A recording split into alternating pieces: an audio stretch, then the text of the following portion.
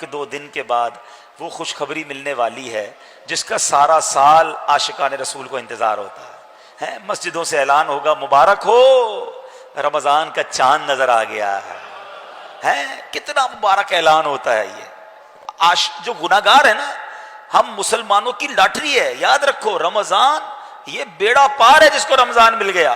کیوں کہ نبی پاک علیہ الصلوۃ والسلام فرماتے ہیں کہ اگر میری امت کو یہ معلوم ہوتا کہ رمضان کیا ہے تو وہ تمنا کرتے سارا سال ہی رمضان ہو. اس حدیث سے سمجھ جائیں. مولا علی شیر خدا کرم اللہ تعالی وجہ الکریم ایک اور کمال کی بات فرماتے ہیں. آپ فرماتے ہیں کہ اگر اللہ تبارک و تعالی کو اس امت کو عذاب دینا مقصود ہوتا تو اللہ اس امت کو رمضان اور سورہ اخلاص عطا نہ فرماتا. رمضان دیا ہے, قرآن دیا ہے, سورہ اخلاص دی ہے تو اسی لیے دیا ہے کہ بخشے جائیں. تو یہ بخشش کا مہینہ ہے, مغفرت کا مہینہ ہے. ایسی رحمتوں کی برسات ہوتی ہے کہ نفل کا ثواب فرض کے برابر, فرض کا ثواب 70 ٹائمز ملٹیپلائی کر دیا جاتا ہے. روزہ دار کے لیے سوراخوں میں چونٹیاں اور سمندر میں مچھلیاں دعائیں مغفرت کرتی ہیں. افطار کے وقت 10 لاکھ گناہگار بخش دیے جاتے ہیں. رمضان کی راتوں میں یہ اعلان ہوتا ہے کوئی مانگنے والا کہ اس کی مراد پوری کر دی جائے, ہے کوئی سوالی کہ اس کی جھولی بھر دی جائے. یعنی سارا سال میں اور آپ دعا کرتے ہیں اللہ سن لے, اللہ قبول کر لے.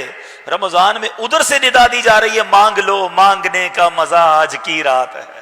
اب اگر پھر بھی کوئی حاصل نہ کرے, پھر بھی رمضان میں اللہ کو راضی نہ کر پائے, بتائیں اس سے بڑا محروم کون ہوگا. جب رمضان کی آخری رات آتی ہے نا, اللہ فرشتوں سے فرماتا ہے فرشتوں اس مزدور کے بارے میں کیا کہتے ہو جس نے مزدوری پوری کی. فرشتے کہتے ہیں مولا اس کو تو پوری مزدوری ملنی چاہیے. اللہ فرماتا ہے فرشتوں گواہ ہو جاؤ میں نے سب کی مغفرت فرما دی. یعنی ایچ اینڈ ایوری تھنگ یہ ہمارے لیے تیار ہے. مگر ایک حدیث اب سن لو, میرے آقا علیہ الصلوۃ والسلام فرماتے ہیں جس کا مضمون ہے کہ وہ شخص برباد ہو جائے کہ جو رمضان کو پائے اور اپنی مغفرت نہ کروا سکے. تو رمضان میں مغفرت لینا یہ ہم سب کے لیے بہت ضروری ہے. نہیں لے پائے تو گئے کام سے. اور پھر رمضان میں گناہ, یہ بڑی اہم بات کرنے جا رہا ہوں. جو نوجوان بیٹھے ہیں, بچے بیٹھے ہیں, ہماری عادتیں اتنی خراب ہو گئی ہیں کہ روز حرام دیکھے بغیر لوگوں کو نیند نہیں آتی. حرام کمانے کی بھی عادت ہے لوگوں کی. تو جس کی عادت گناہوں کی ہوتی ہے نا وہ رمضان میں بھی وہ کام کر رہا ہوتا ہے. اچھا ابھی دیکھیں مسجد میں بیٹھے نا, یہاں کوئی گناہ کرے تو کتنا برا ہے. خدا نہ خواستہ یہاں کوئی میوزک بجانا شروع کر دے تو لوگ کیا کہیں گے, یار خدا کا خوف کرو, اللہ کے گھر میں یہ کر رہے ہو. حالانکہ یہی کام باہر بھی وہ کرتا ہے, باہر بھی گناہ تھا مگر مسجد میں آیا تو یہ گناہ اور سنگین ہو گیا نا.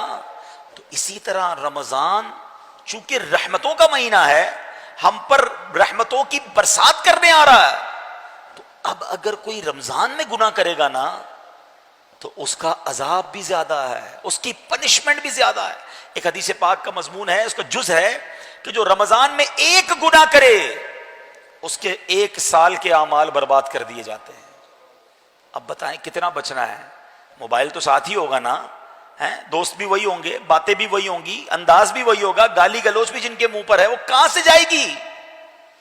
تو یہ رمضان کی تیاری کا ایک حصہ ہے کہ جہاں خوب نیکیاں کرنی ہیں, نمازیں پڑھنی ہیں, نوافل پڑھنے ہیں, تراویح پڑھنی ہے, روزے رکھنے ہیں, وہاں اپنے آپ کو گناہوں سے بچانا ہے. ورنہ ایسا نہ ہو کہ سب لوگ تو بخشے جائیں, میری گناہوں کی عادت مجھے مروا دے.